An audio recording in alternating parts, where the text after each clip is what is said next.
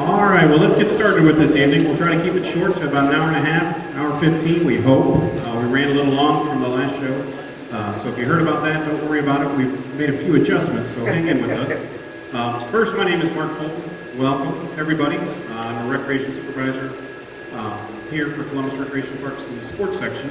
I'm going to go through some other staff here shortly, but first I want to tell you about some good news, or great news, exciting news as well about Berliner, The Office, and a few other things. First, obviously you guys all like to umpire. That's why you're here. We've added a third season of softball, as many of you probably already know.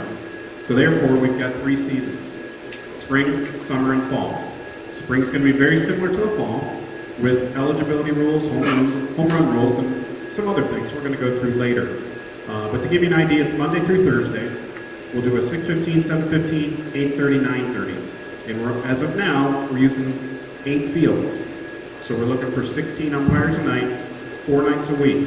It's not a lot, but at the same time, let us know your availability. Give us a call like always. Tell us when you want to work. We will do the best to get everybody out there. We also look forward to getting some of our younger umpires and new umpires out there during the spring season for some experience as well. So when summer kicks in, and that's our busy time, everybody's ready to go. Some more exciting news is 1, 4, and 5. I know many might have seen pictures on the website. They may have heard about it, but it's beautiful. 1, 4, and 5, the fields now are turfed. It's fenced in almost entirely. There's only almost one entrance, which is right by the concession stand now, which will make it very nice. The fencing around it looks wonderful, very professional. It's very exciting to get down there and get started. So please make sure you get down there and take a look whenever you do come to work, here in the spring, to take a look and see what's happening down at Berliner. Another thing, partnerships. Maybe you've seen on our website, we have a partnership right now with Dick's Sporting Goods. Yesterday and today you had a 20% coupon you could have used, which would have benefited Columbus Recreation and Parks, but as well as yourselves to get 20% off any items you needed. We look forward to working with Dick's, but then Menards as well. With Menards, they've made a donation to us, as well as we're going to be holding our packet pickups now at Menards. I believe that's the one on Morse Avenue. So we'll be doing everything there to help publicize their store, as well as they're going to help publicize our program and help our program in many different ways. Another new thing for Berliner, concessions.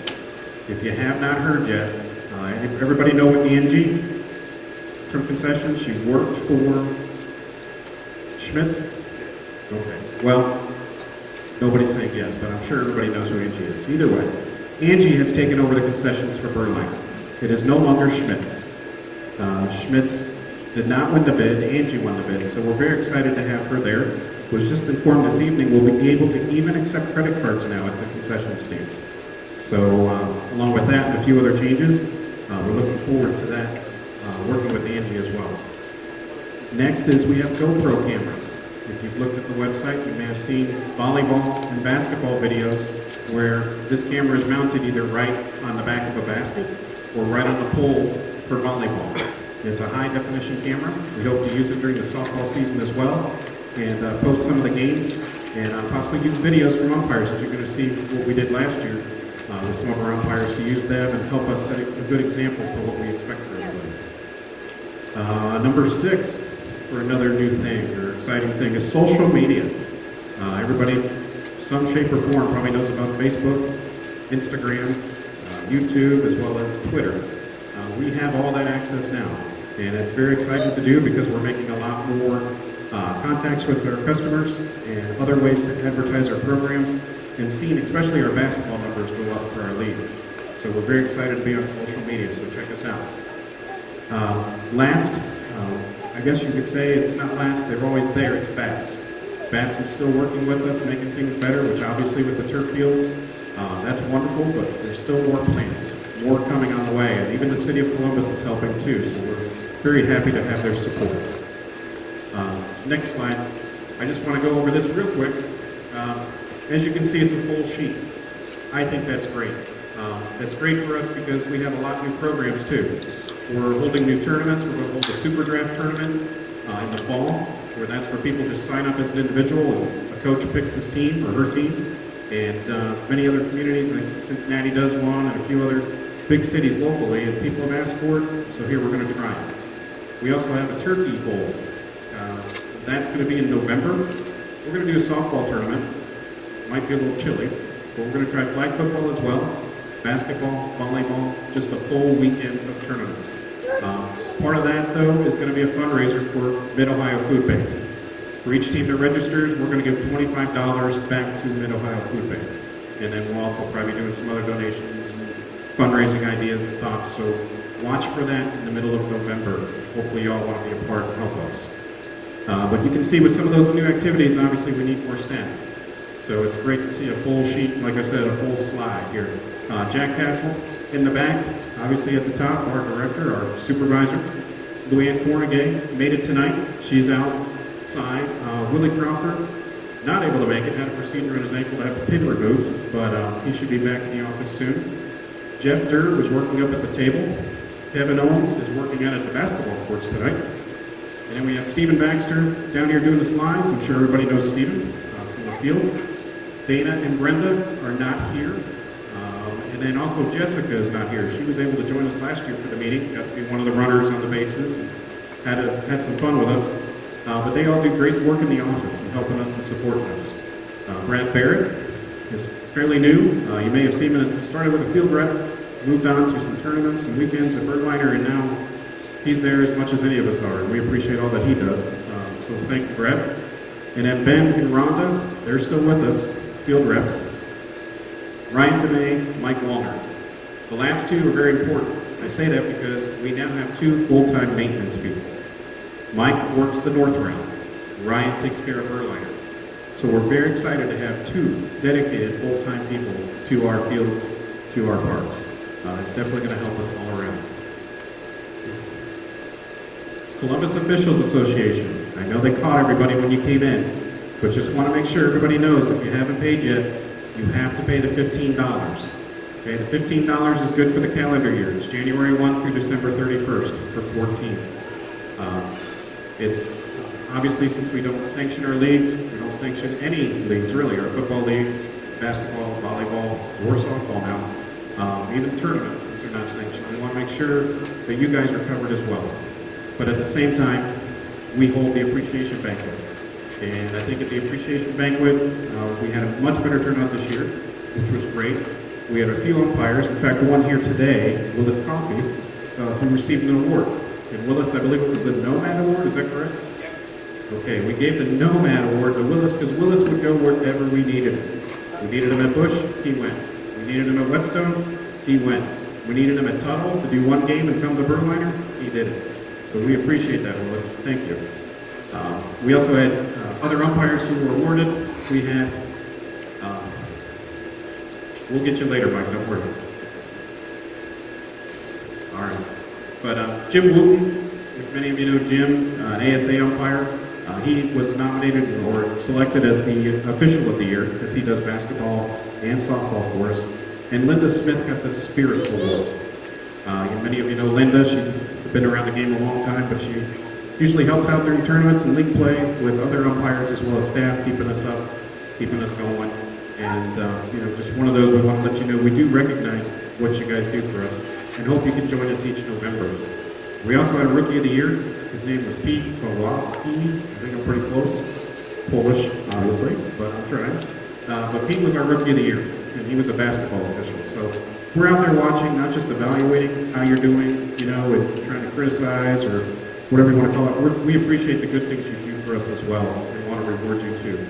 So please attend the banquet if you are able to. I wasn't able to that weekend, but I heard it was a great opportunity. At this time, are there any questions before we start our show?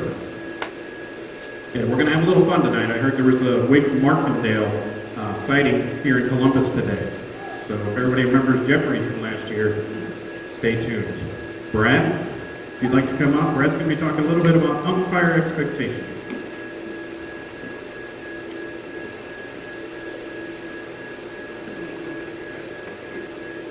All right, thanks, Mark.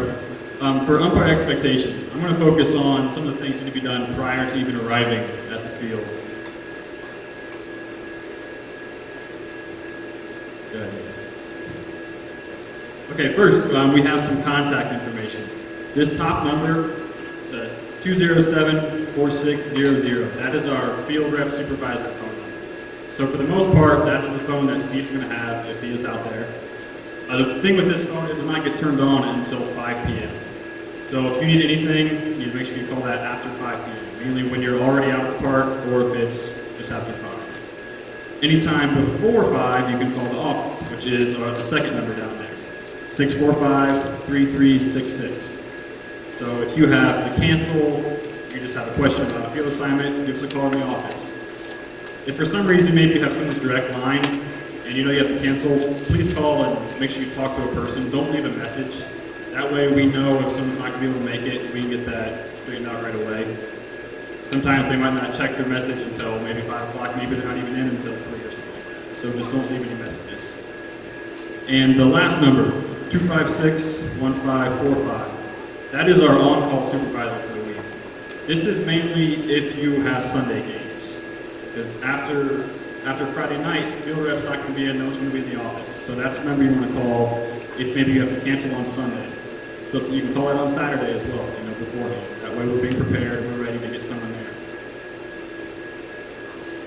All right, next, on the dress code. As you can see, we have Mr. Willie Crawford standing there. He is decked out in how a proper CRPD umpire should look. Has his CRPD hat, CRPD shirt, in either navy or black pants or shorts, and then black shoes. Shirt is obviously tucked in. As far as with the uniforms, if you would like to buy shirts or hats, we have things that you can buy after the meeting today. Right out front, everybody signed in. Hats are $12. Shirts are $16 if they're one extra smaller. 2 extra bigger are $18.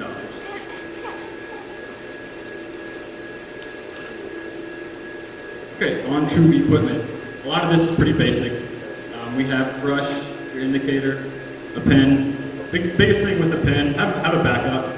Sometimes maybe you'll lose it in the dirt, it might stop working. Just have an extra one just in case. A watch or a stopwatch. Very important as far as with keeping time for the games. Please don't use your phone. I know you're going to have your phone on you. Put it on silent, put it in your bag. Even though you may be looking at your phone to see what time it is, none of the players know that. They might think you're texting or just talking on your phone or anything. So put that away during the game. Next is a scorecard. Try and have that filled out beforehand, at least with the team names and the league names. A lot of times when you'll get to the field, teams don't even know their team name or the league name, so try and get that beforehand. And lastly, ball bag and bases. Bases are only important if you have games at Whetstone or Tuck. Next, okay, arrival time. Try and arrive 10 minutes prior to your game, and with that, that means be at your field. Just because you're in the parking lot 10 minutes beforehand, field rep doesn't know that. Field rep's going to be bouncing around to maybe 12 or 15 different fields trying to check in all the umpires. As soon as they can see you and know that you're there, they can go on to the next field and get the other umpires checked in. Also, so if you're tardy, that will result in dock pay, so make sure you are on time. All right, so next we are going to have Jeff come up and talk, and he's going to go over some additional umpire expectations.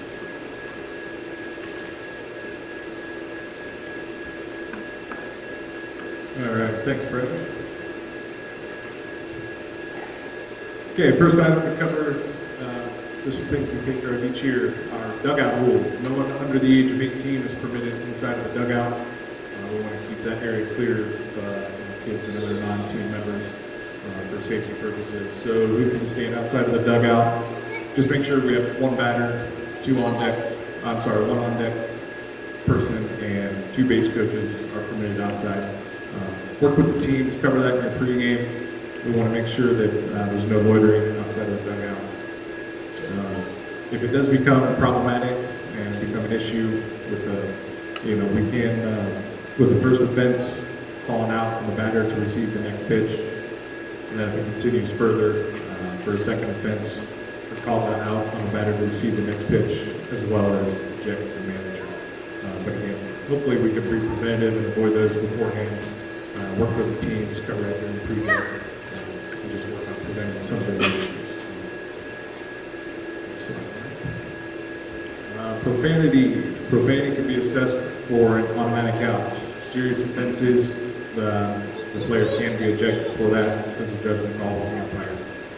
2 violations of the profanity rule will result in an ejection for that player. You assess the out to the offending team, can be offensive or defensive, whether the player is up to bat or into the field.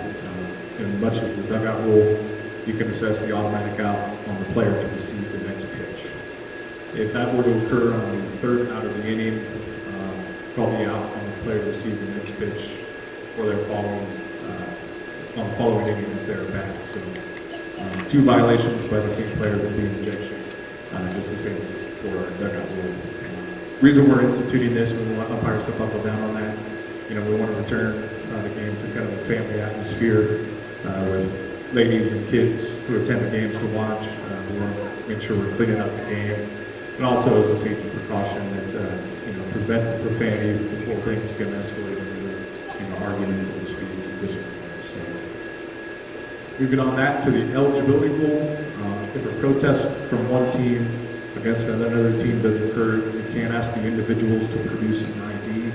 They are required to have an ID on them at the game, so you're going to have those ID, and you can check that against the scorecard, to which hopefully they're listed, complete first and last names, so those can be checked.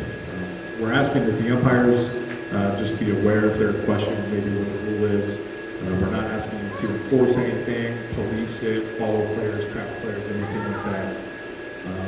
Just something you can explain in your pregame meeting, go over with the coaches, explain to them, coaches, this is a men's recreational game.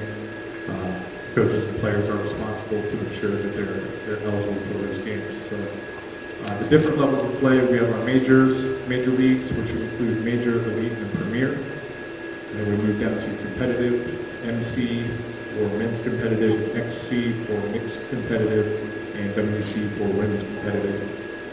On down to standard, men's standard, and mixed standard, and then recreational, men's recreational, mixed recreational, and women's. So you'll see those codes sometime on your arbiter schedule, so you'll know kind of what that code means. On to our playing rules. Be familiar and be up to date on your NSA and CRPD rules. We want to make sure all of our umpires are properly interpreting and applying those rules. It's important to know them and enforce them. Know the changes and highlights that we're covering tonight. Just be careful to read those rule books. We don't want any umpires, say week 1, make a call on the field, interpret the rule this way, and then the following week we have a discrepancy with an umpire calling it a separate way, and kind of have to mix up. Also, with the rule applications, know the letter of the law, know the spirit of the law, and use the wisdom to apply both of those. So it's important to be up and make sure we know our rules as they're written, but also understand that those rules are applied in a certain manner each time throughout that game.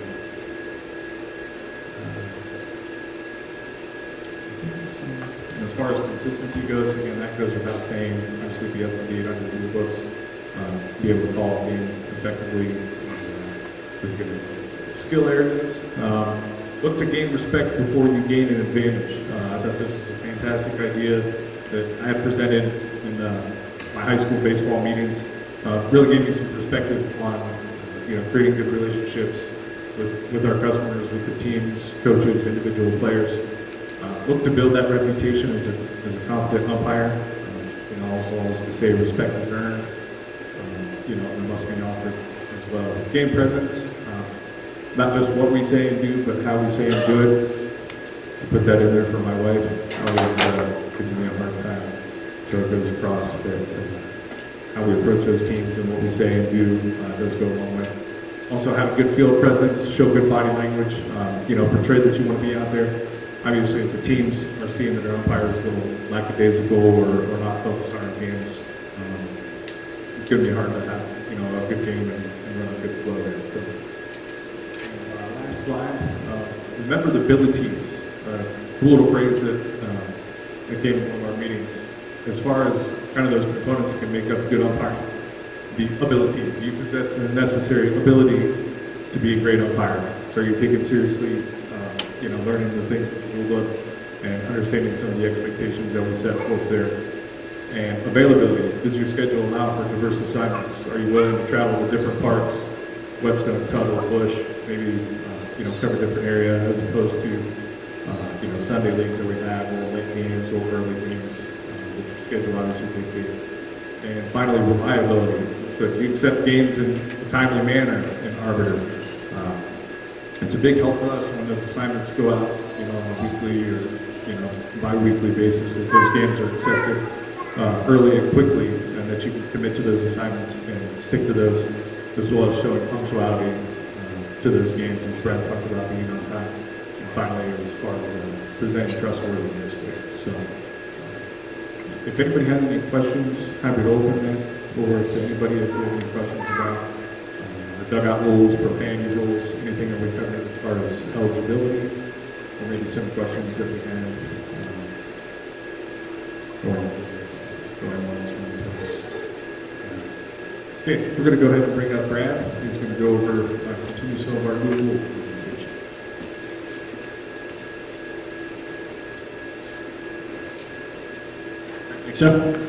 Okay, have a few new rules and rule changes for this year. First one is a rule change.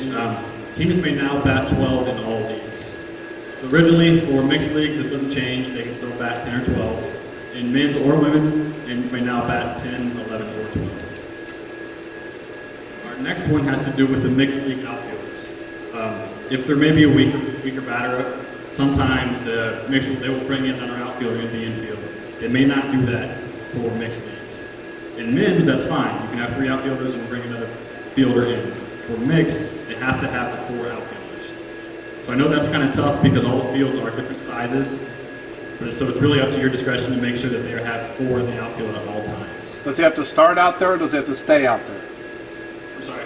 Can he come in and make a play if he has to come? You can still come in once the ball's hit, yes, but they can't move up before the pitch. Any other questions? No 5 feet? No 5 feet infield? No, not for Cohen. For men's, it's still fine.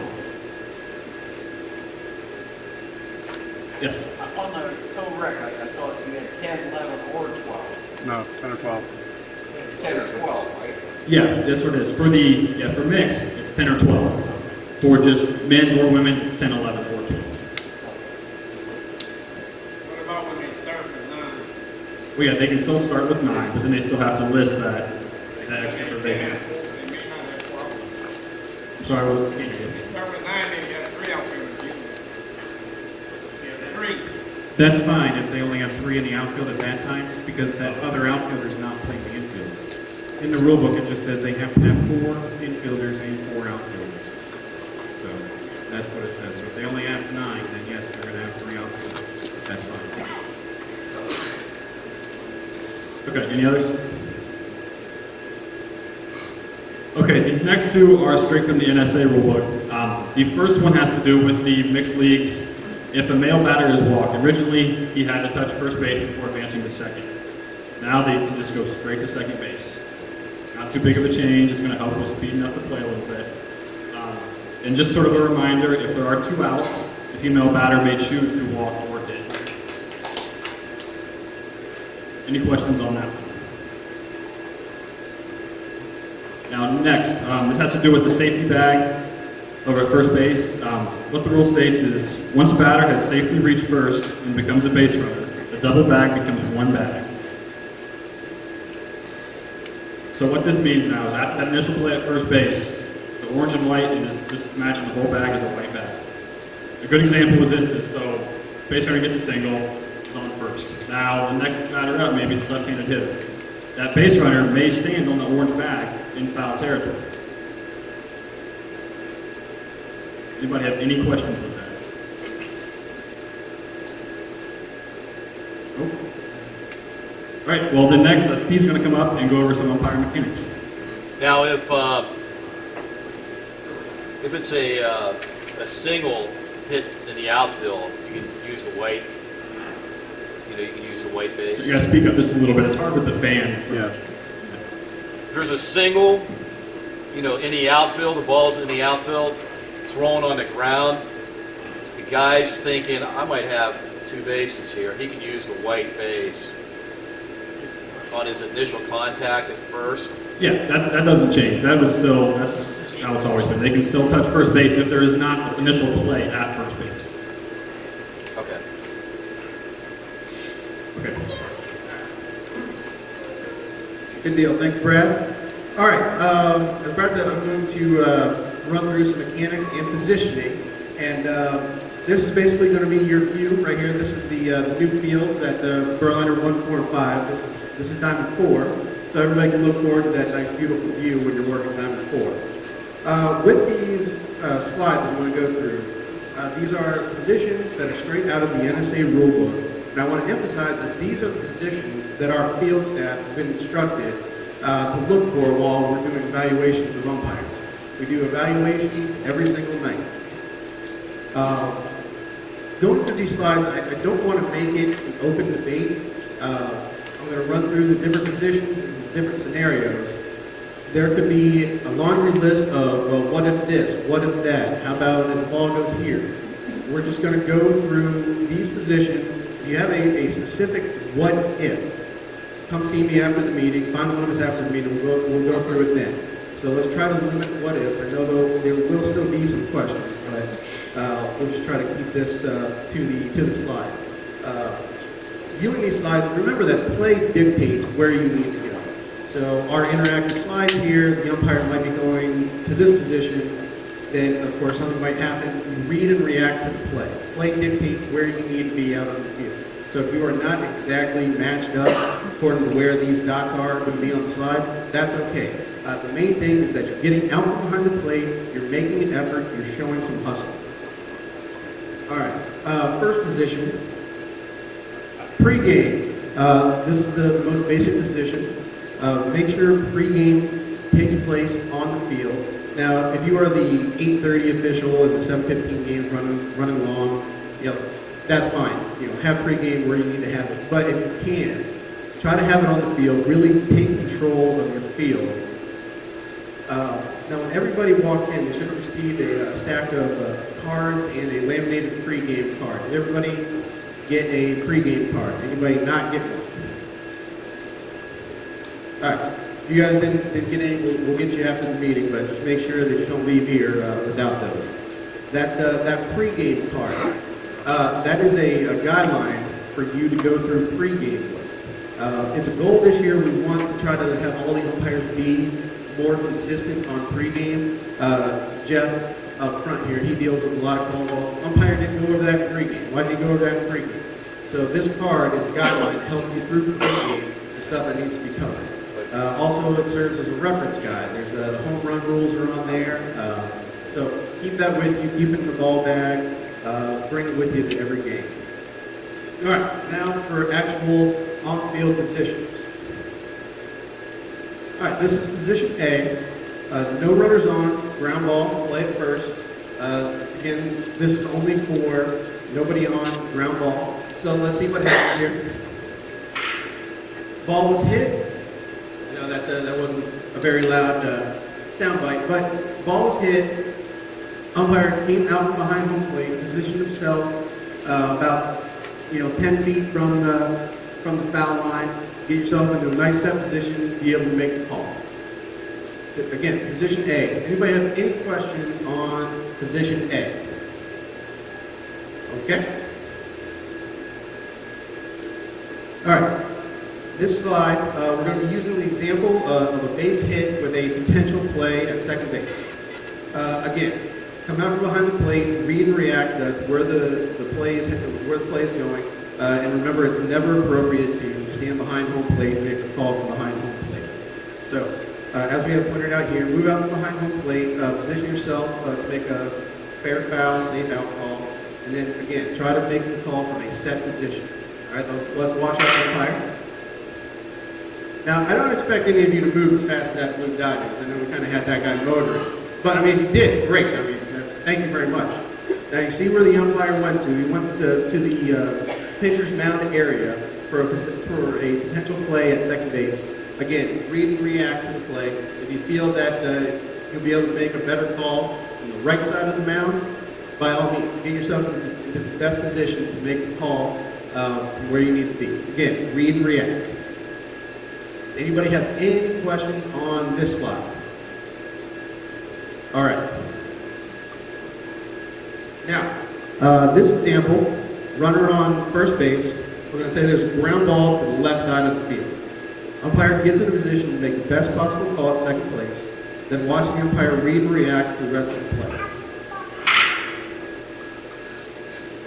All right, see the umpire sort of drift over towards third base. You know, there could have been a bobble or an overthrow or something at second base, whatever the case may be. Just wanted to show you an example of an umpire just reading the play and reacting. Again, of course, you know, read and react, however it is, you need to get yourself into a different position to make the call. Play dictates where you need to go. Anyone have any questions on this slide? Okay. All other situations with runners on base. This is going to be known as position C.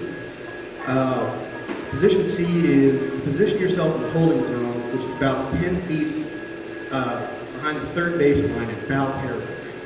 Again, read and react to plays at first, second, and third. Let's watch and see how our umpire reacts. Ball hit, goes into the holding zone. Be able to keep the whole play in front of him or her. So just keep the entire play in front of you. You're able to see all the runners, touch all the bags, keep your eye on the lead runner. And again, read and react to the play. If something were to happen at third base, get on up that line. Be where you need to be is the main point. Anyone have any questions on any of these positions or this position here? All right. Now, we have some video examples that we took last year of some of our umpires. First video, we're going to watch Linda Smith get into position A. So what she's going to do is she's going to get out from behind home plate, run up the first base line, and make the call from the set position. Pay attention to her hand signals. They're high, decisive. Although you won't be able to hear her, I assure you, she said out very loud. All right, here comes the pitch. Recognizes the ground ball, plays at first base, up the first baseline, called from the set position, clear hand signal, and again, she did say out very loud. Take a look at it again. Make sure to avoid the bat. Gets the call right at first base. Any questions on that video? All right. Now our second clip, we're going to illustrate position B. No runners on, fly ball, base hit. In this clip, Jim Wooten, watch him read and react to the line drive to the outfield. Comes out from behind home plate, does a good job checking the runner, making sure he touches first base, and he's ready to read and react in case the runner decides to make an attempt for second base.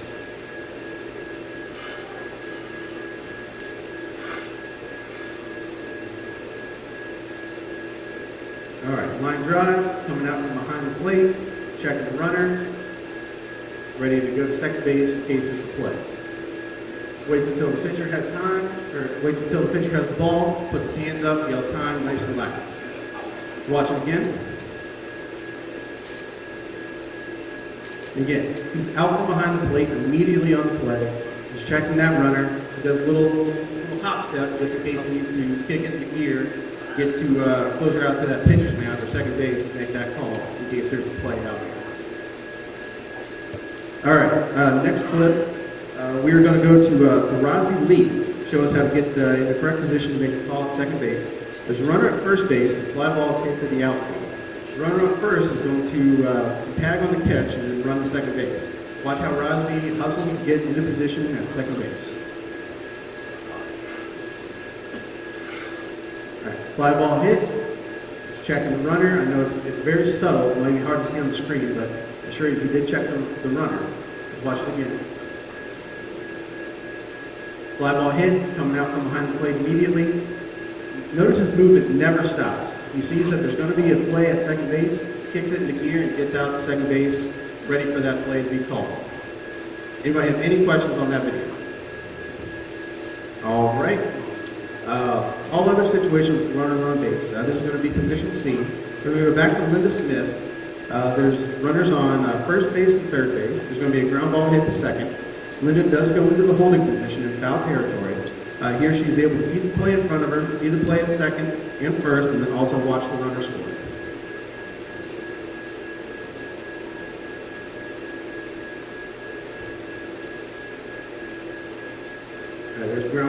and then it's up the third base sideline, foul territory.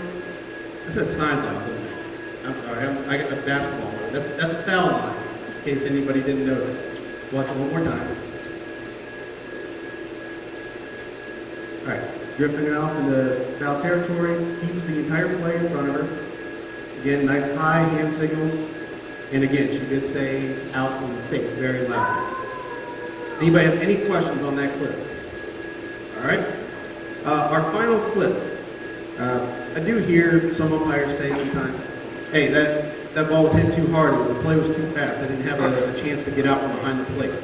Well, in this clip, Jim Wooten has one of those plays. It's a line drive, hit to the shortstop, who happens to double up the runner at second base. Even though the play was very fast, Jim was still able to get out from behind the plate. By him moving away from the plate, he was able to see around the pitcher and see the play at second base to make an accurate call. There's the runner on second base. Line drive hit, out from the plate, goes up the third base line, able to see that play at second base. And there's a chance had he stood, on that island right behind home plate, didn't make an effort, that the pitcher could have blocked his sight at second base and he might not have been able to see that play. So, good job, Jim, for showing some hustle and getting out to the proper position. All right, does anyone have any questions about any of those videos or any umpire positioning stuff? All right, fantastic. Well, ladies and gentlemen, it is my pleasure to announce the next person coming to the stage. He was here with us last year. He had a great time. Just flew in this morning. Ladies and gentlemen, if you would, put your hands together for Mr. Wink Markendale.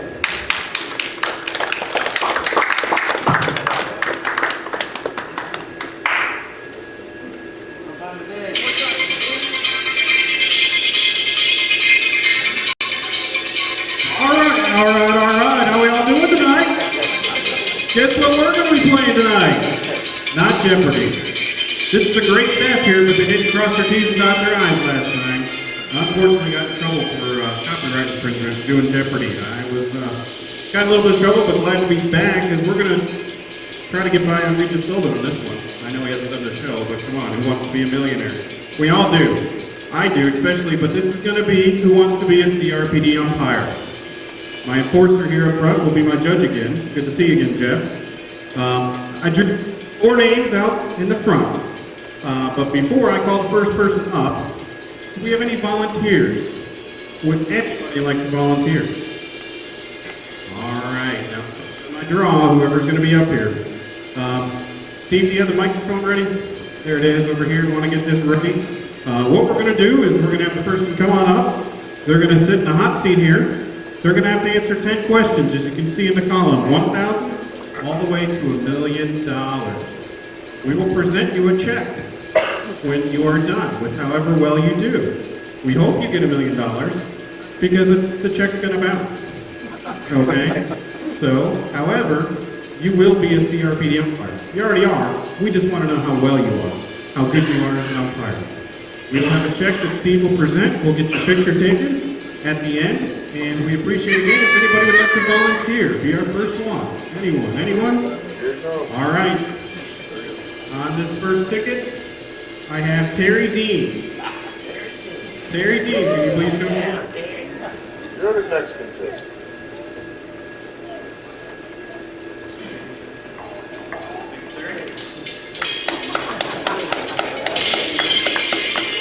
All right, Terry. We're going to start off with a $1,000 question. I have a feeling you're going to know this one. I hope so too. But first, before we show these questions, you remember you have a 50-50. You can ask a friend or phone a friend if you have your cell phone in your pocket. And we can always poll the audience as well. So ask for some help from your cohorts here.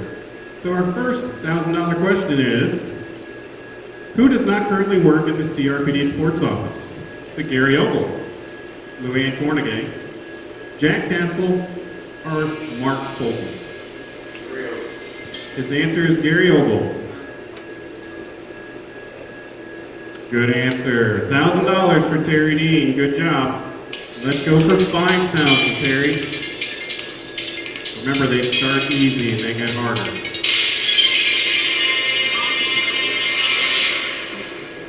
All right, for $5,000, Terry, your question is, after the batter has received one strike, how many free fouls does the batter receive in an at-bat?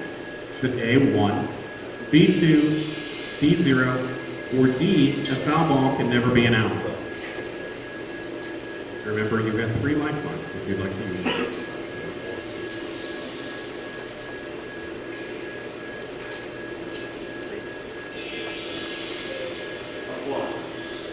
Okay, the batter has 1 strike already, right? They start with the 1-1 count. They get a strike, so now the count's 1 and 2. How many free fouls does the batter get? CRPD rules now.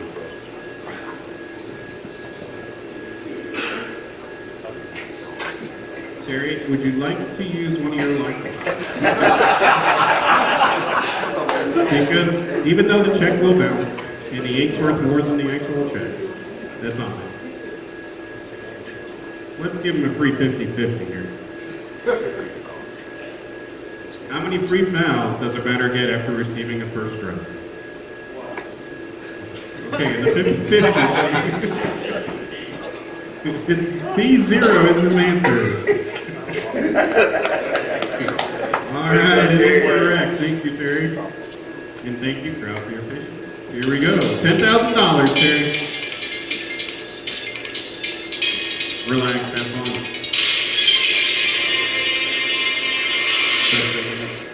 Go for $10,000. What's the maximum height of a legally pitched ball? A, 12 feet. B, 10 feet. C, 6 feet. D, 6 feet from the release. Remember CRPD and NSA.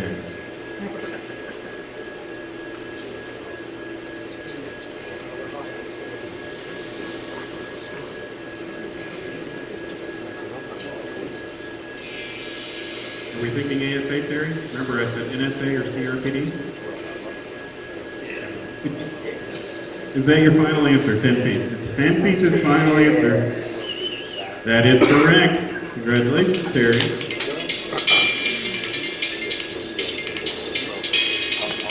All right, $20,000 question coming up. At no time in CRPD softball game is a team allowed to participate with less than how many players? Is it A10, B8, C9, or D7? He says it's 9. He's pretty confident. Letter C. He is correct. Good job, Terry. 32,000. All right. At this one, it's very important because if you miss a question after this one, at least you'll go home with this $32,000 written on that piece of paper for you. So here we go. $32,000. Like technical difficulties here. All right, here we go. $32,000. What division is allowed to hit unlimited amount of home runs? Is it A, men's major, B, mixed competitive, C, men's competitive, or D, women's competitive? If you'd like to phone a friend, I would suggest Celia Fritz on this one.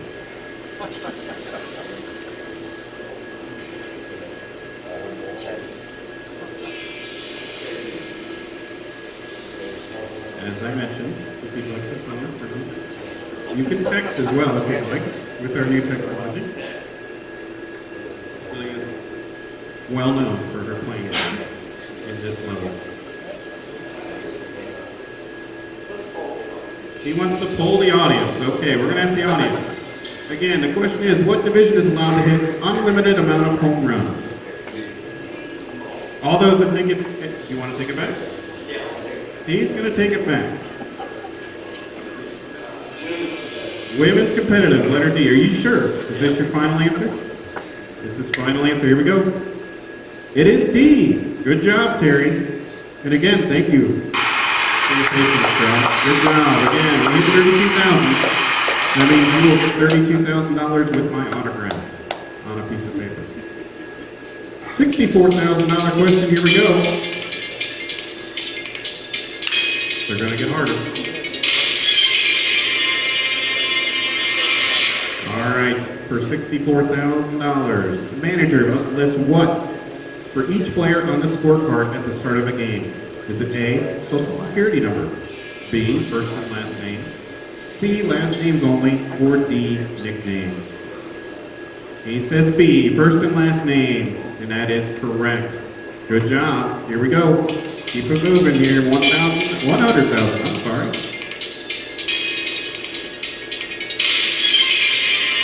All right, Terry. With no outs and R1 on first, B2, hits a sharp ground ball to the first baseman, who scoops up the ball and touches R1, who is standing on first base. Then touches first base. What is the ruling?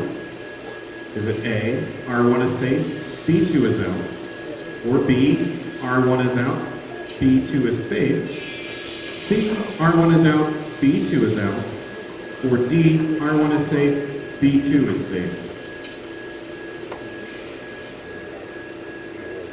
Almost sounds like Battlefield. Okay, he says, looks like letter C, R1 is out, B2 is out.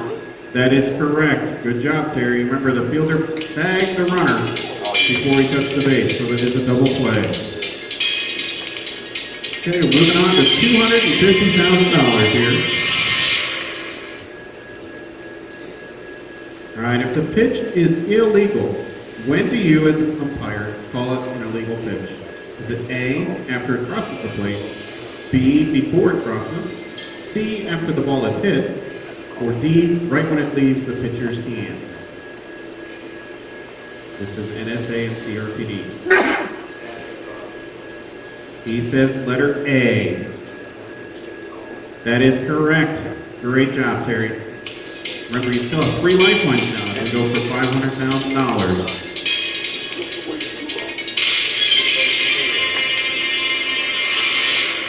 All right, here we go.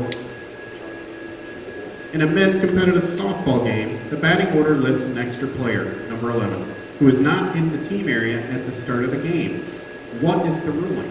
Is it A, yes, it's legal as the player's on its way, B, just list vacant until the 11th player's there, C, no, illegal as no sub is available, or D, no, as you're only allowed to play 10?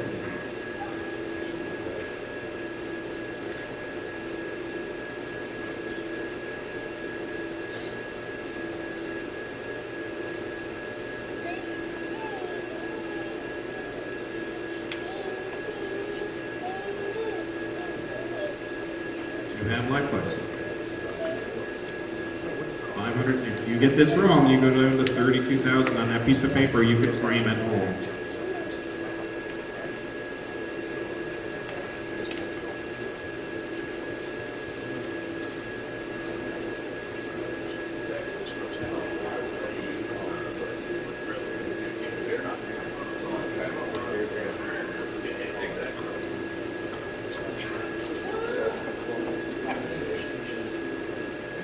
All right, we've eliminated D, I believe. Is that correct?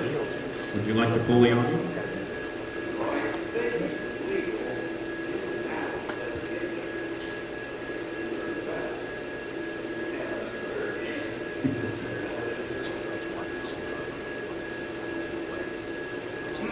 All right, let's pull the audience in this one, Terry. Let's get everybody involved first. Let's see what they think. Okay, all those that think that this answer is A, please raise your hand. Yes, legal as the player's on the way. You say it's legal to list 11 on the card even though 10 are there. Is that correct? They're allowed to use the extra player even though 10 are there. Okay. B, just list vacant until there. We have nobody. C, no, it's illegal as no sub is available. How many think it's that? Nobody? And then D, no, as you're only allowed to play 10.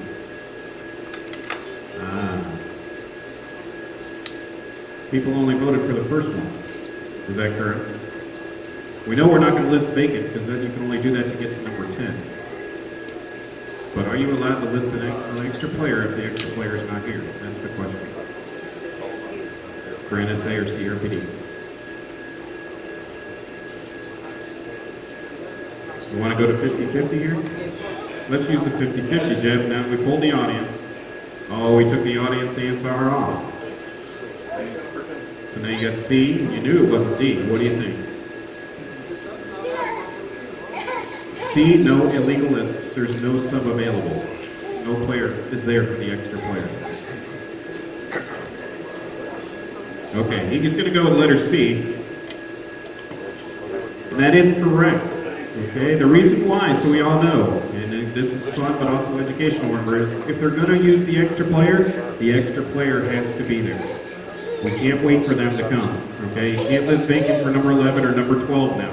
They can only use the vacant spot for number 10 to get enough to play. So if they want the extra players, they have to be there at game time. All right, any questions?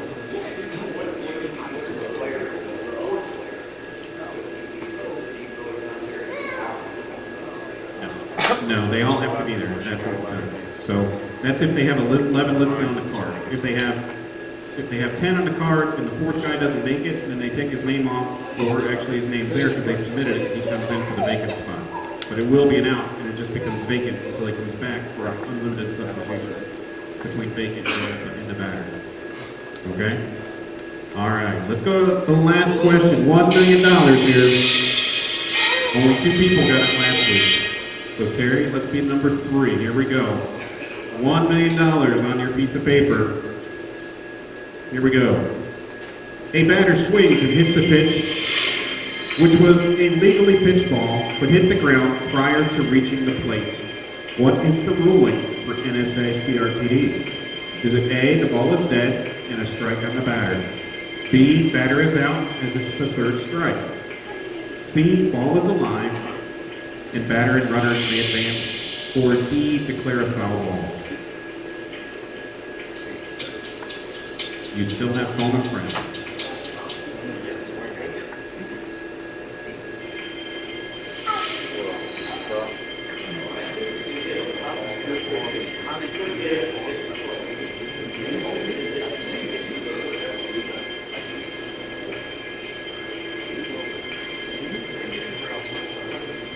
Are there any NSA umpires out there? Crowd? Any sanctioned NSA umpires? All right. I see a UAAA who used to be NSA.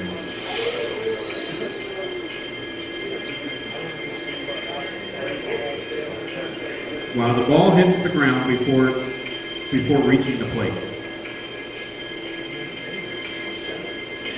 And then he hits the ball. No. Right. Right, we got that eliminated. Can't be D because didn't say it was fair or foul, yeah.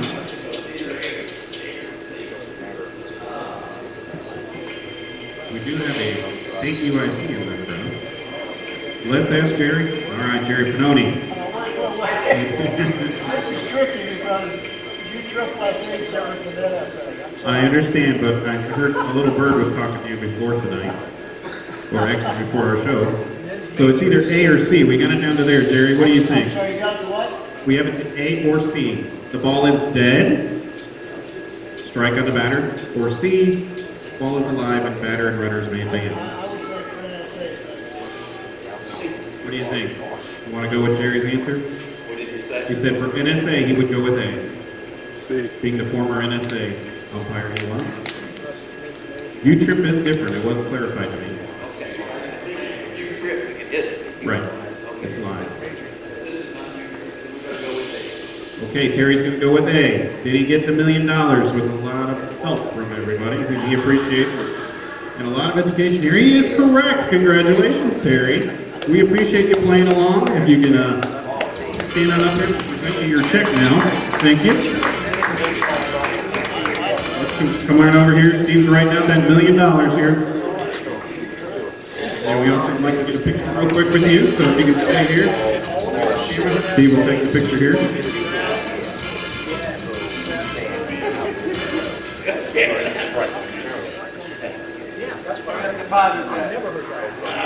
Thanks, Terry.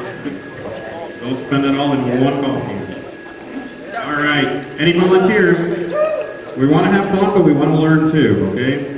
For anybody new or new to us, remember our rules are posted online. We'll go ahead and print them off, read them, but we're going to go through some of our rules as well as some other situations here. Any volunteers? All right, here's the next one. Michael Lyle. Come on up, Michael. Come on, Mike. We'll help you. Come on. All right. Guys, when the meeting is going long, remember it's Michael's fault. He's setting the scene and walking slow. Here we go. Getting your mic. Congratulations. All right, Mike, here we go. Your $1,000 question. Who provides a new CRPD softball before each game? Is it A, the concession stand, B, the field rep, C, the home team, or D, the visitors? He says C, final answer, home team. That is correct. See, it's not that hard, Mike. Good job. Here we go. $5,000.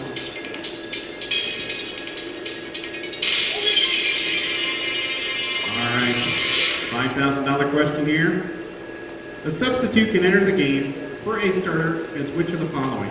Is it A, batter, B, runner, C, defensive player, or D, all the above? He says D, all the above.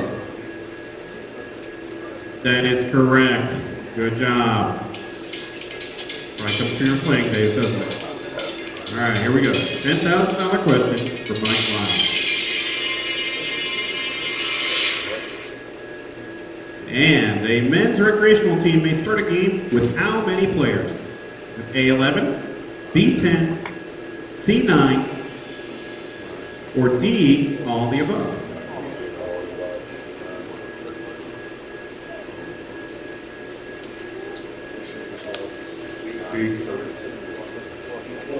Okay.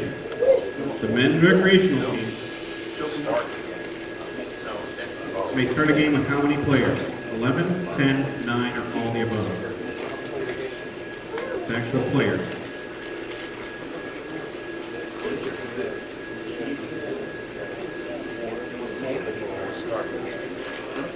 Okay, so do you think it's D, all the above?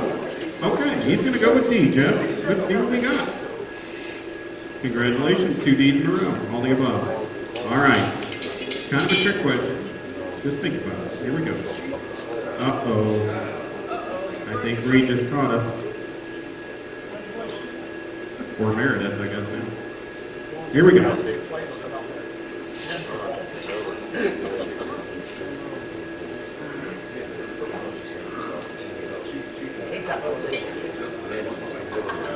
I think they're telling us it's too nice to be inside. Let's go outside. All right, here we go.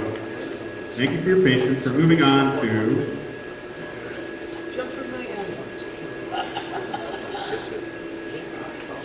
okay, we need to go on to 10,000 here. Thank you for your patience, Mike and audience. $10,000 question. Here we go. The men's recreational team may now start a game. Let's try that one. I think it's still D. We'll try it again. Okay. 20,000. Here we go. All right.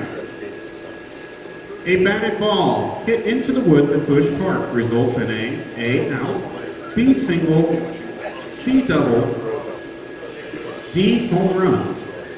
I know. You usually do Berliner. Last time this question was asked, he did Bush, so I'm sorry. But here we go. We have 50-50, phone a friend. Poll the audience. Would you like to use a lifeline? Or I'll give you a freebie here. All right, that's Al Barksdale, is that correct? Hard to see through these glasses here. Here we go. Al, what do you think it is?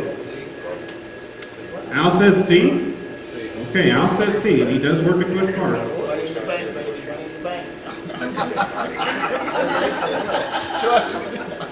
He said letter C, a double.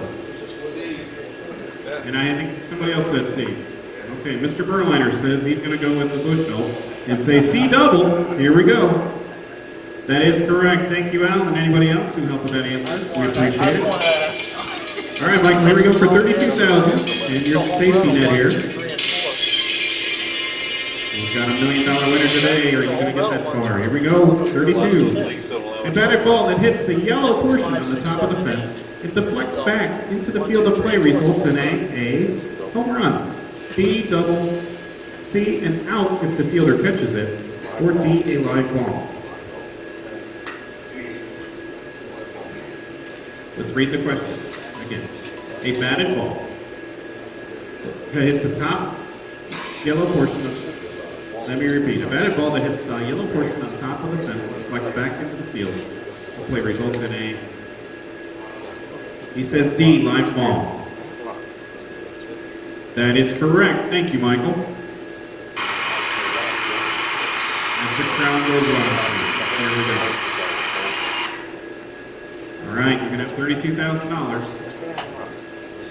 It's going to bounce all the way on home with you. Here we go. And not good.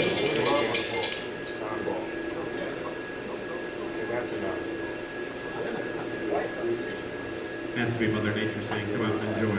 I'm going to get you all home.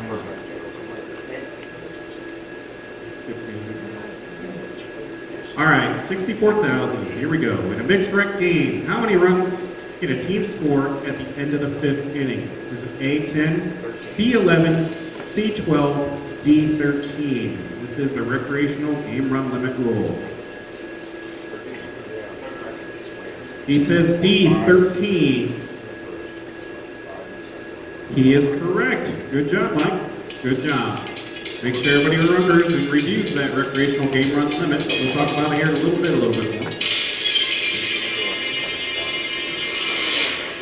Here we go. 100,000. In a recreational game, if a recreational game goes into extra innings, what's the maximum number of runs each team can score if the time limit has not been reached? Is it A5, B3, C1, or D, unlimited? He says unlimited. Final answer. Very confident. He's correct. All right, Michael. We're moving on to 250. This will get a little bit more difficult here. Are you ready? He's smiling. He's happy. Here we go. All right, $250,000 question from Mike Lyle. How long must you wait to begin play if thunder is heard or lightning is seen? Is it A, 10 minutes, B, 20 minutes, C, 30 minutes, or D, keep playing if it's not directly over your field? He says C, 30 minutes. And that is correct. Please, everybody remember it is 30 minutes. Good job, Michael.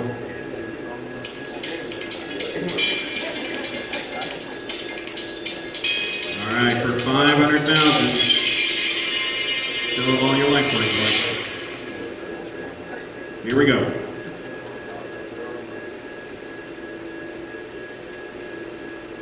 We hope. There it is. All right. With 2 outs, the pitcher walks the batter to get to the vacant spot in order for the 3rd out to be called.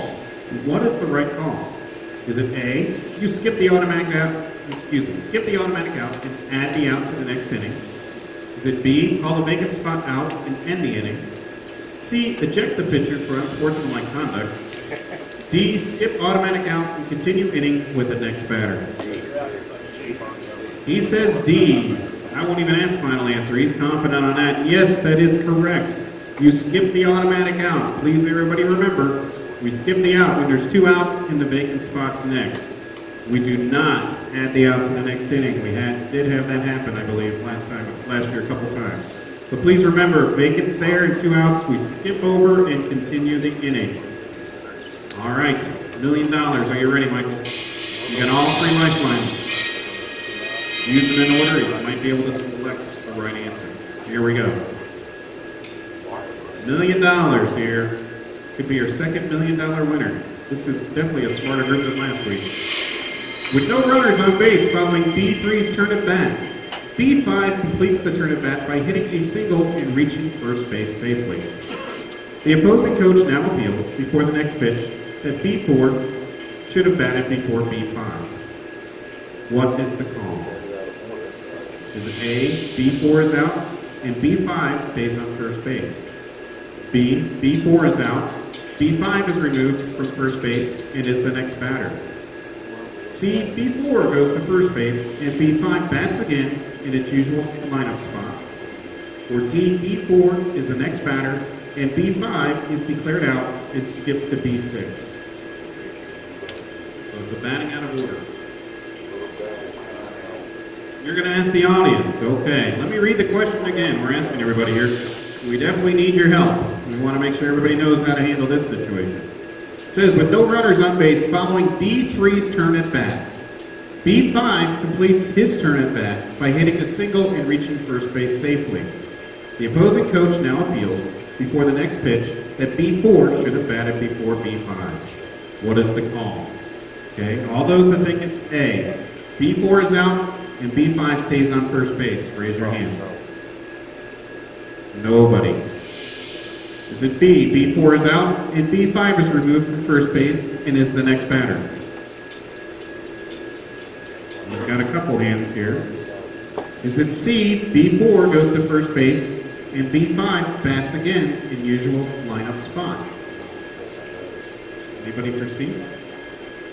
No. Is it D, B4 is the next batter and B5 is declared out and skipped to B6? Nobody. Looks like letter B is what they voted for. $1 million, Michael, is on the line here. Yes, you can phone a friend. Who would you like to call? Do you want to call Jerry? I think we, I don't know if you guys, USSSA does this different, Jerry. I think my line is, no, I'm gonna go with B. Jerry's going with B. You got the audience and Jerry going with B. If you don't get it right, you get the 50-50? All right, he's going to use his 50-50. I told you, use them all out. You might be able to figure out the answer. It's A or B now. He goes with B. Let's see if he's right. Does Michael get $1 million, our second winner? Yes, it is. Congratulations, Michael, and thank you, Drew. Good job. We use your lifelines. Congratulations.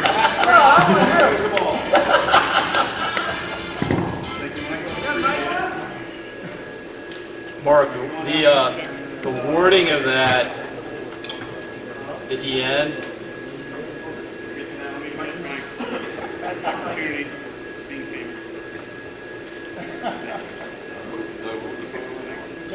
Okay, there's a question? yeah, the wording of that at the end, The end of which, that last question? when it says is the next batter, is that B5 is the next batter? Yes, B5 would bat again, I believe. I was told yes by the enforcer. Okay.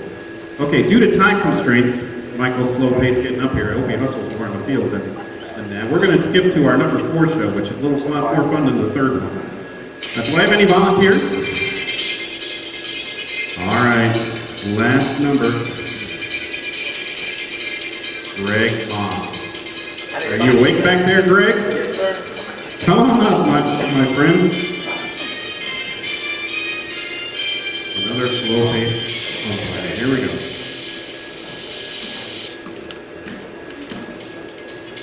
All right, thanks for joining us, Greg. You know how the show goes. We saw 2 other people win $1 million. Think you're going to do it too? I'm going to try. All right. Great attitude. Here we go. $1,000 question.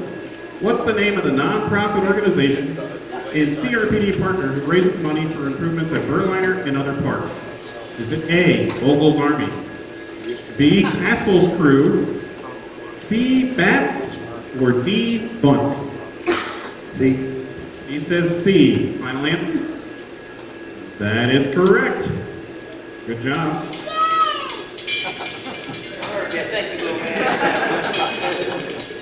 All right, $5,000. Sounds like you got all the support you need here. Here we go.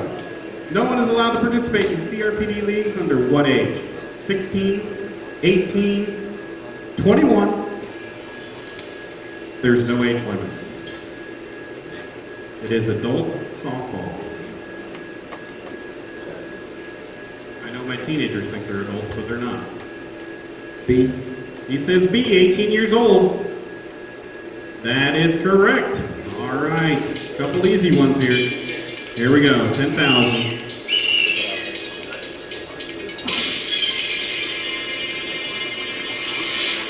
All right. What type of runner is not allowed in CRPD softball? Is it A, table, B, ghost, C, courtesy, D, all the above?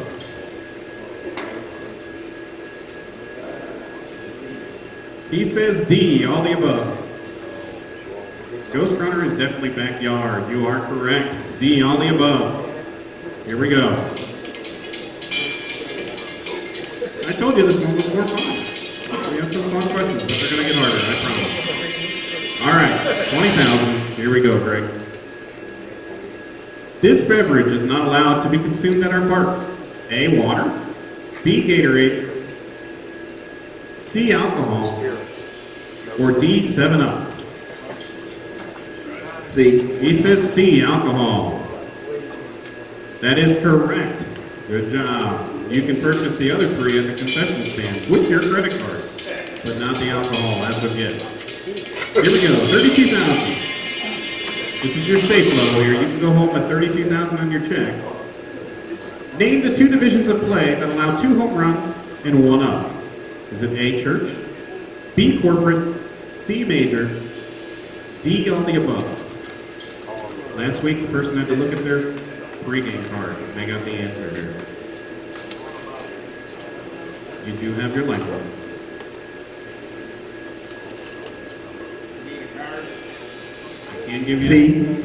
I can give you a 50-50 if you'd like, for free. 50-50 for free. Here we go.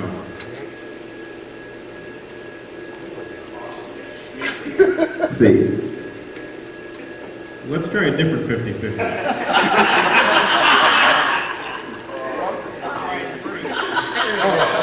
Okay, I think we just did 75-25. What do you think?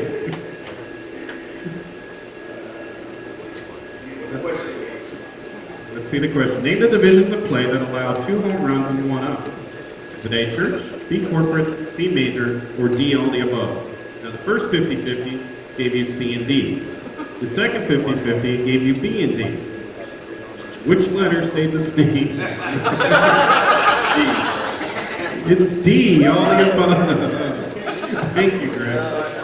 This is a tough one because obviously our church, corporate, and major leagues, they are not our biggest leagues or the most popular leagues, but if you do get them, especially church is tough because they play Whetstone, no fence. So when they come to Berliner, we used to have them at Berliner, it is a 2 and 1 up. The corporate, we have at Bush and Berliner, so we have to remember 2 and 1 up. Church and corporate, you have to remember too, is non-gender biased. So men or women can play, and it doesn't have to alternate the batting orders. And then the major, that's a division that's kind of gone down into comp or moved up in the elite premier. But again, all 3 do allow 2 home runs and 1 up. So again, those leagues aren't popular. It's just one of those kind of trick questions, or remember when you get it. All right. Thank you, Greg, for playing along. Being a good sport. Here we go. Like I said, it's fun. Don't get nervous. Don't get mad. Because you got 32,000 on a piece of paper. We're going for a 3rd millionaire today. Like I said, this group's much smarter than the first group. So if you know anybody came to the first meeting, make sure you tell them. $64,000. Here we go. If there are less than 2 outs, what must the female batter do if the male batter before her walks in a mixed league? Is it A, walk, go to first, B, batter hit, C, bat opposite-handed, or D, none of the above?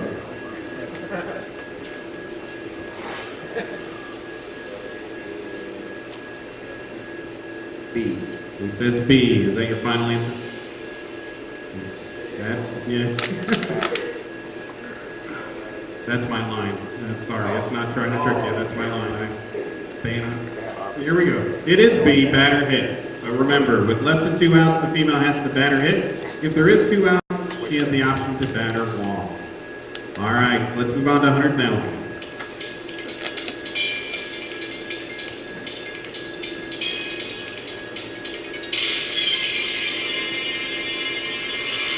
All right, $100,000 question.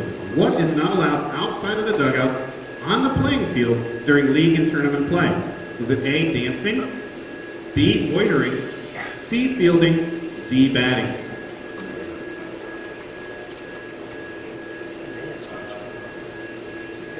D. He says B, loitering. No, D, as in dog. D is in dog, batting. You're not allowed to bat outside the dugout during league play on the field.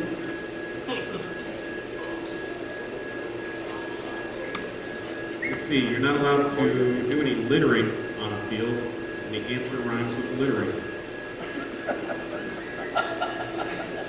B. Just trying to help.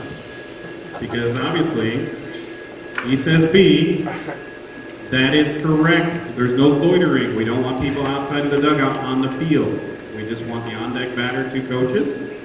Kind of a trick question because dancing, if you ever watch USSSA, they definitely dance in that pitching mound. Yeah, just read the outside the dugouts on the playing field during league and tournament play. So you want to be batting and you want to be fielding. And if you want to dance, go right ahead, but you can't loiter. All right, here we go.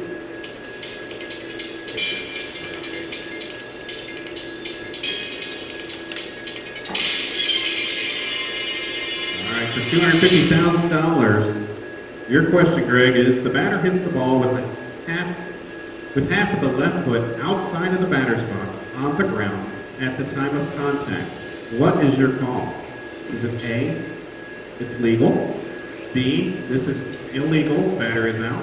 C, give a warning to the batter and replay it? Or D, none of the above? Well, even if there is a batter's box, you got to think his foot is half outside, and the other half is on the line and in the batter's box. You're going to ask the crowd. All right, he's asking the crowd here. Batter hits the ball. Although I think it's A. That's the majority. Even if we go to the other ones, you want to go with A? I want to go with A. He's going to go with A. That is correct. It is legal. All right, $500,000. You used your 50-50 or 75-25. Pull in the audience, I'll get back to you because they answered that on the first one. And here we go, $500,000, Greg. 2 strikes on B1. The bases are empty. The batter swings and misses a pitch that bounced in front of the plate and is then stopped by the catcher. What's your call? Is it A, strike 3, batter is out? B, call a ball as it never crossed the plate? C, strike 3, and the batter becomes a base runner as it's a drop third strike? Or D, none of the above? He's out on 2 strikes. How can he have 2 strikes? B. No. 2 strikes on B1. Base is empty, batter swings at the pitch. You have phone a friend. He's already out. All right, who would you like to call? He's already out. He's got 2 strikes. Who would you like to ask? Jerry seems to be the popular person. Where's Jerry? Jerry.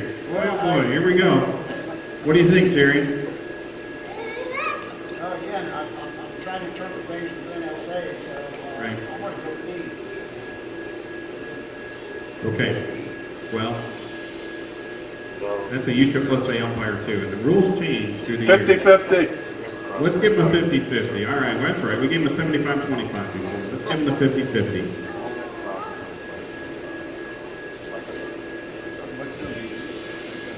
Basically, the batter has 2 strikes on him or her. You got A or C as your choice. Could it be strike 3, the batter's out?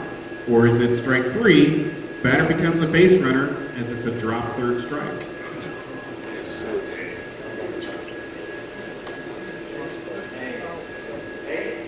He says A. Is that the correct answer, Jeff? That is correct. Thank you, Greg. All right. Thank you, audience. Here we go. The last question of the night for $1 million. So we have our third $1 million bounce check winner. The question for $1 million. Here we are, Battleship. R1 is on second base when B2 hits a double to center field. B2 ends up on second base and R1 scores. After the score, the catcher points out that R1 is wearing metal cleats. What is your call? Is it A, R1 is out and ejected, B2 bats again?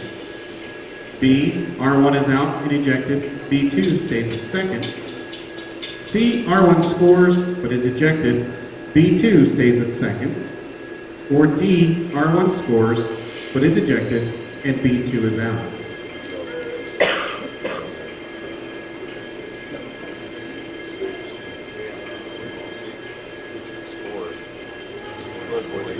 After that ball gets hit. B. He says letter B. Is everybody in agreement? Anybody think something else? Let's check. 50-50, Jeff? I don't know if you're right or wrong. We're going to go with a 50-50 and see. You say it's B, though? Yes. All right, it's either A or B. What do you think? B? You gonna stick with B? I'm gonna stick with B. Okay, he's going to stick with B.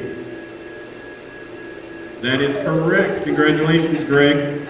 Thank you, audience. We appreciate your help on helping Greg and myself. So we have a $3 million winner. Good job, Heath. Say hi. Hi. You're rejected. He's got stage fright, just like we all do up here.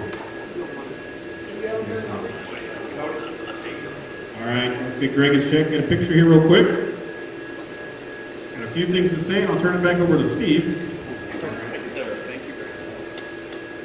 All right, thank you, Terry. Thank you, Michael. Thank you, Greg, for playing along, and thank you all in the audience for helping out. Again, just reviewing some rules, going over some things. If there's any questions about them, please see us after the meeting. I know you might have felt, Michael, Terry, or Greg, you were kind of on the spot up here, but you have to remember as an umpire, you are on the spot behind the plate. And so when you've got your game and you're out there, some of these things might not happen. Some of it's just common sense, what you do every day.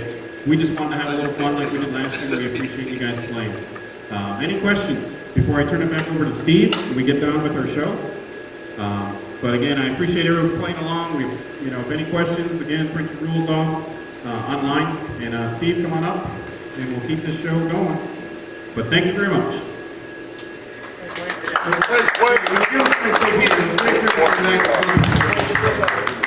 Try to get him again next year. All right, moving right along with the program. Trying to skip the spotlight. Okay. Now, we need to talk about some seasonal rule differences. Now we do have three sessions this year: spring, summer, and fall. So let's go over and talk about some differences. First, we're going to have the home run limit. We're going to talk about. Again, this is on the back of your pregame card, so I encourage everybody to pull that out and follow along. Going with spring and fall first. We'll start at men's major. Spring and fall, we don't have a men's major, so you don't have to worry about that one. But in the summer, men's major, which is the elite premier, they do have a 2 home runs with a 1-up rule. Men's comp, spring and fall, it is 5 with a 1-up, and I'll explain the 1-up here. That's once both teams have reached the home run limit. Both teams are able to hit 1 more home run. But please note that the home team cannot go 1-up in the bottom of the 7th. So both of them are at 4, like for going with men's comp. Both at 4, that home team cannot hit their 5th in the bottom of the 7th to win the game. Anybody have any questions on the 1-up rule? Okay, fantastic. So again, with men's comp, it's 5 and 1-up in the spring and fall. It is only 1 in the summer. So please pay attention. That is a big difference. So in the summer, only 1. Everything other than that is an out. Mixed comp, 5 per gender with a 1-up rule. And then in the summer, 2 per gender. Everything else is an out. Now for the women's division, in the spring, we just have 1 women's division. So they can have unlimited home runs there. In the summer, it is broken up into recreation and competitive.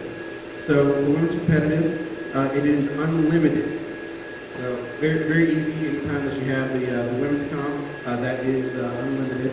For women's recreational, there are no home runs. Again, it's a recreational league, no home runs in the recreational league. Moving down to men's standard, spring and fall, they get 2 home runs. Anything other than that is an out. Summer, they get no home runs. Mixed standard, 2 per gender. Anything after 2 is an out. And then in the summer, there are none. Then all recreational leagues, as I mentioned a minute ago, there are no home runs over the fence allowed in any recreational league. Now, church and corporate, we won't have that in the spring and the fall, but we do have that in the summer. And as we just saw a demonstration in our game, church does have the 2 and 1 up rules. Are there any questions on any of the home run rules for spring, summer, or fall? Okay. Steve, real quick, Yes. could you provide some extra balls around in this comp for the If 5 you buy extra balls, I mean, somebody in a cart in the gator or something, can you have 20, 30 extra balls? And then those complex balls That's will be a- flying out park. that's something that we can look into. I mean, our grounds crew does collect the home run balls that some of those guys may not go get, but encourage them that if you hit it, you get it. Yeah. Now, I mean, there will be times if I'm sitting up there at 10 through 13, I'm in the golf cart, I might not be doing something at that moment. I'll go ahead and I'll go get it. But if I'm not around, try to encourage them. Hey, you hit it, you get it, so we can keep this game going. So I'll come back to that point here with this next slide with these. Later in this slide. First, let's go over the batting format. Spring, it's a 1-on-1 count with no free foul, same as the summer. All batters start with that 1-on-1 count. They get one more strike any way they want it, swing and a miss, looking, or a foul ball. After that, must be fair. For the fall, it's a 1-pitch format. Foul ball is a dead ball out. Any questions on the batting format? Okay. Now, everybody, please pay attention to this next part because this is the biggest rule change that we have. Spring, the time limit is 1 hour and 10 minutes, and it is a drop-dead time limit. So, as soon as you reach that hour and 10, all right, guys, we're done. So, having gone back to your point, that this is going to be another way to get them. Hey, go get that ball so we can keep this game going. You guys only have an hour and 10 minutes. We got to keep this moving. And then, even when it's not a home run, when they're changing, home and away, guys, hey, let's keep it up. We're, only an hour and 10. Keep them informed of the time. This is also where a stopwatch would really come in handy instead of just having that, that clock. Have that stopwatch counting up to an hour and 10. As soon as you reach it, all right, we're at an hour and 10. You mean the one on my phone? But I would like to encourage everybody, just keep them apprised of the time. Do not drop it on them that it's an hour and 9 minutes. Keep them informed so that you can keep that game moving. Then if you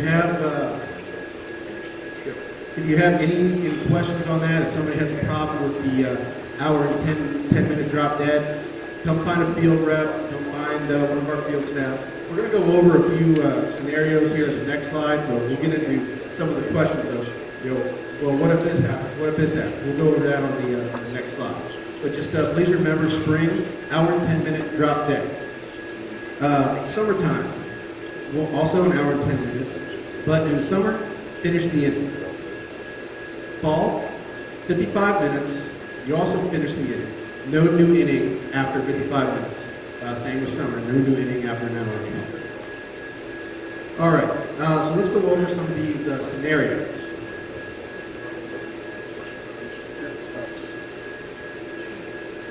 All right, so the away team is batting. And this is all, once we hit an hour and 10, this is what's going on. So, hour and 10 minute is reached while the away team is batting. The away team is winning. All right, you revert back in that scenario. The home team did not get an opportunity to bat, therefore it reverts back to the last completed inning. Does that make sense? Are there any questions on reverting back? Okay. Scenario number 2, the away team is batting and the home team is winning. In this scenario, the inning counts. All right, so there's no need to revert back. The home team is winning. they wouldn't need to bat again. This is just like the bottom of the seventh that they were in a normal game and they're winning. So home team is winning with the away team batting when that time limit is reached. Game over. Scenario number 3. Home team is batting, away team is winning. This will revert back.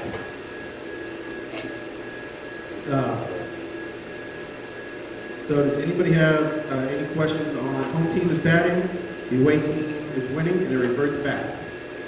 This one might cause some issues out there, but if anybody ever wants to bring this up or complains or is unhappy, call the field supervisor, call me over, let us handle it. We'll help you out. Number 4, home team is batting and the game is tied. In this scenario, the inning counts and the game ends in a tie. We can't have games end in a tie. It's regular season. That is fine. Number 5, the away team is batting and the game is tied. Again, this is going to revert back since the home team did not get an opportunity to bat. It reverts back if the game is tied. When it reverted back, hey, we got a tie ball.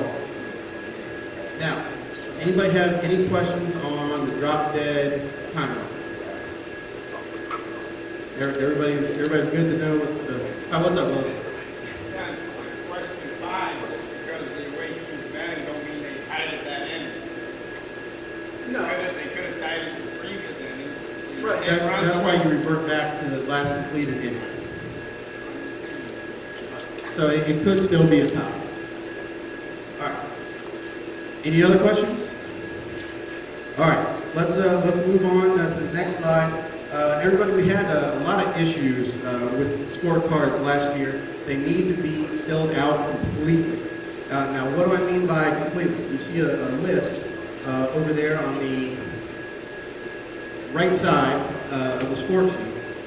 Please make sure that all the following information is on here. The league name, the date, the site, the diamond, the day of the week, the gender. Is it a men's league? Is it a mixed league? Is it a women's league? The start time. Make sure that is on it. And who can tell me what the start time of the game is? When does the game start? Celia, first pitch, right. So please, if you have 6:15 written on your cards, if you have a three game set, you have them filled out beforehand, 6:15, 7:15, 8:30. All right, that's fine, that's great. But if the first pitch is at 6:17, scribble out 6:15 and put the correct time when you actually start the game. That needs to be documented. Also, please put the finish time. Make sure that the team names are correct. Just because a guy or two guys might have average Joes on his jersey, that doesn't necessarily mean that whole team is average Joe. Please make sure you're getting the right team name. And the right team names are always going to come from Arbiter. But again, if you don't get onto Arbiter for your games, or for whatever reason you don't have access that day, field reps will carry around the nightly schedule. If you have a question about a team or who's home and away, seek out one of those field reps and we can get you the schedule. So make sure those team names are on there. Make sure the score is on there clearly. Print your name, and please make this legible.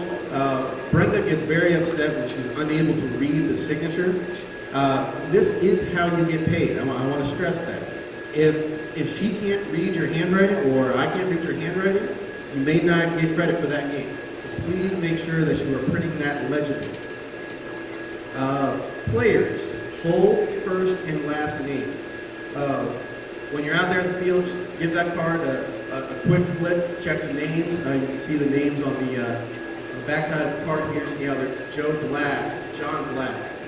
If they hand you a card that has J Black, hand that card back to them and say, hey, Captain, I need full first and last name.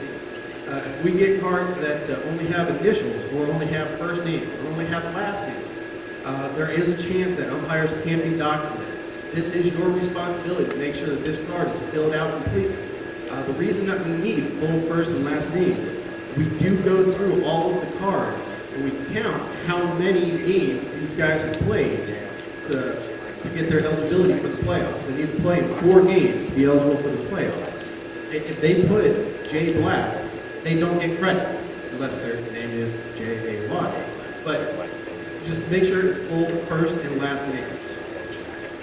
All substitutes, make sure those are written on the right-hand side of the column. It's easiest if they write who they're going in for. Right in this room is going to have a properly filled out scorecard every single time. Now, move on to the next slide here. We're going to talk about the recreational league game run limit. This is our third year doing this.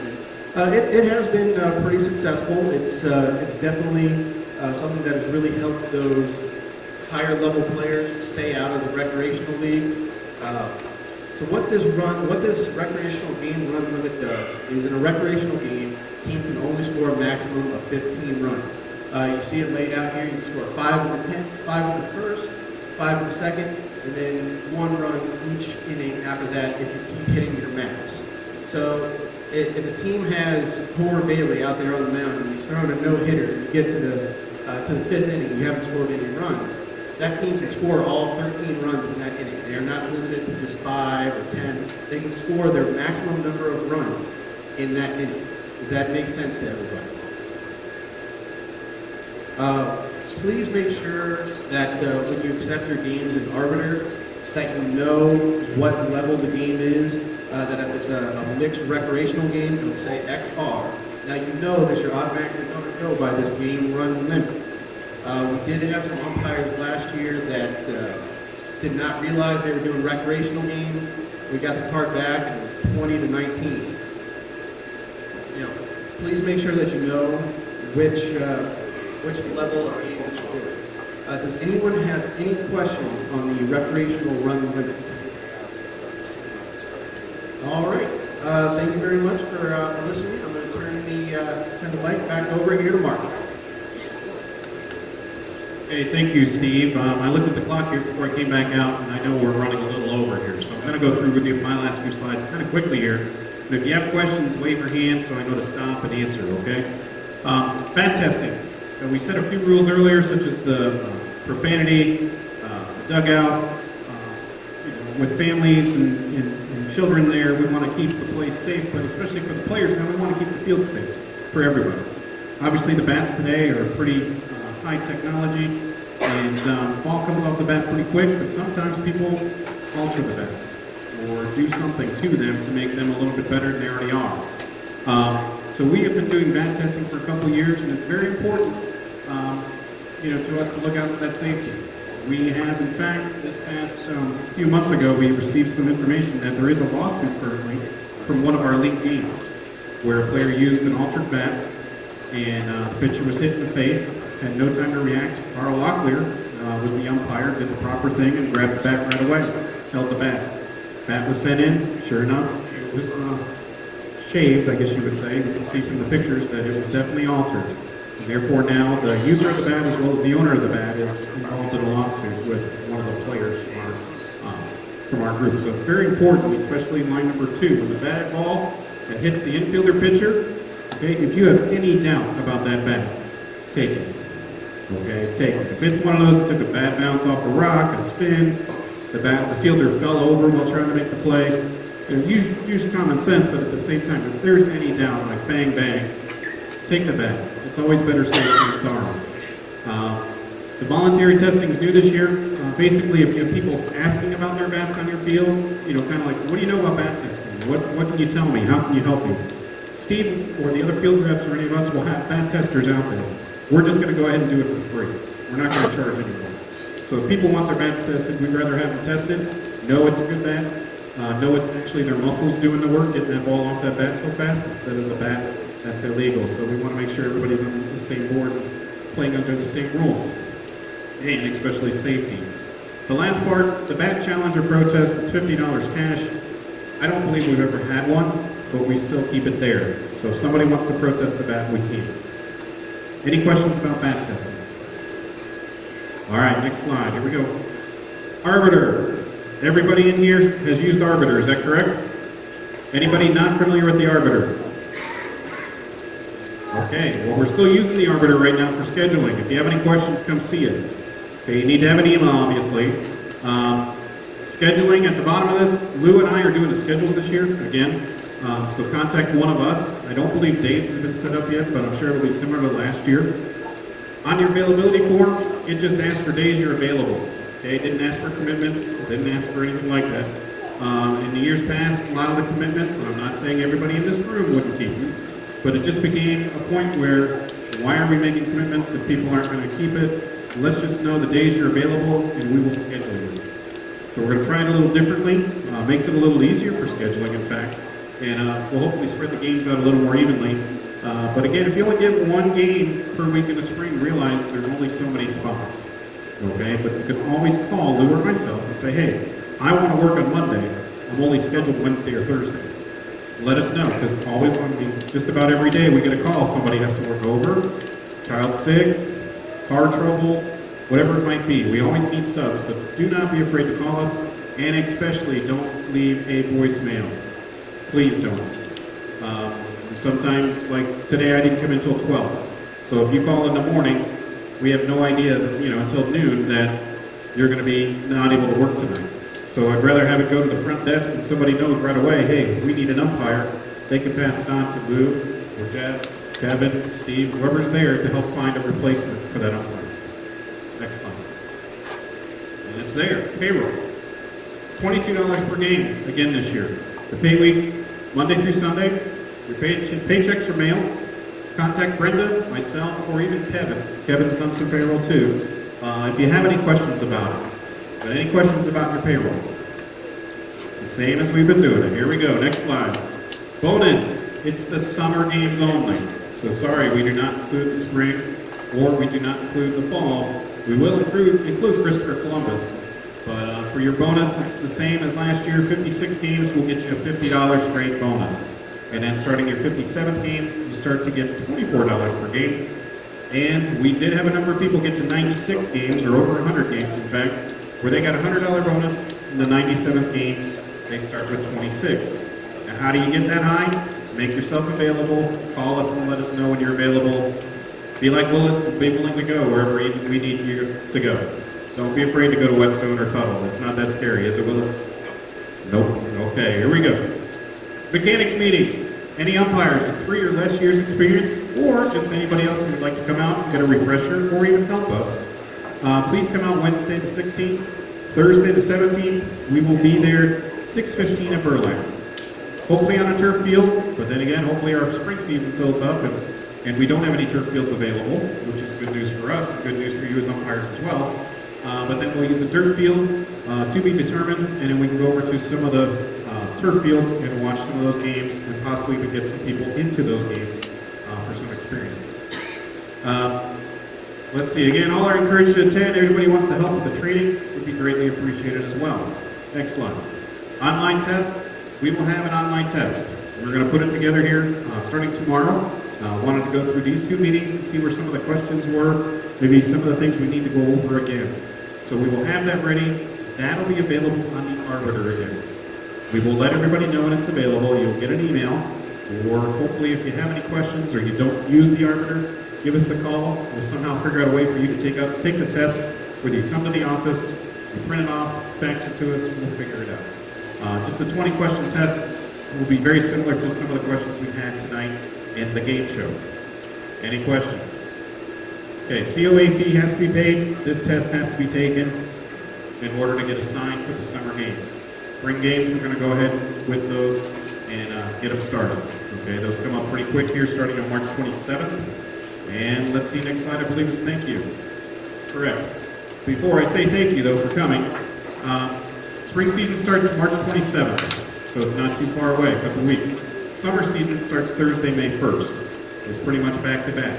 So we're going to be busy trying to get all the leagues scheduled, as well as getting you guys scheduled. Do not be afraid to call us with any questions you have. Also, a few more housekeeping things. I'm thinking we got uniforms for sale in the back.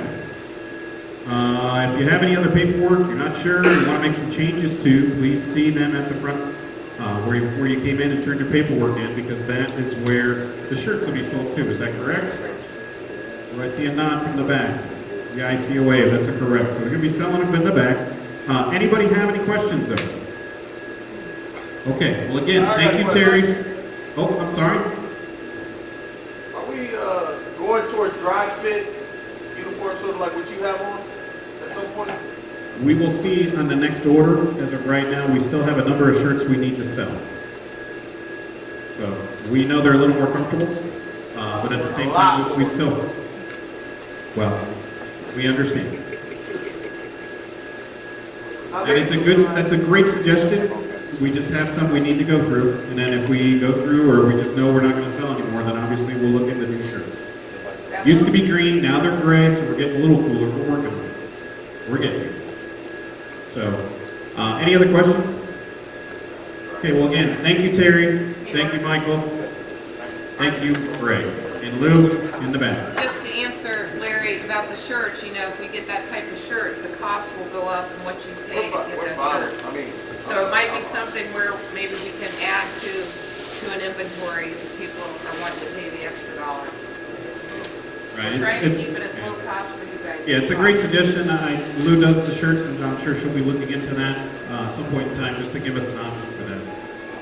Because I know that's one of the concerns, obviously, especially on turf fields too, is it's getting a little warmer out there. So we will definitely look into that.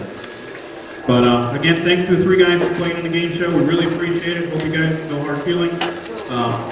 And looking forward to working with you all again. Any questions, though, please come on up or talk to anybody outside. Thank you. Enjoy today. Good luck tomorrow. Get my check.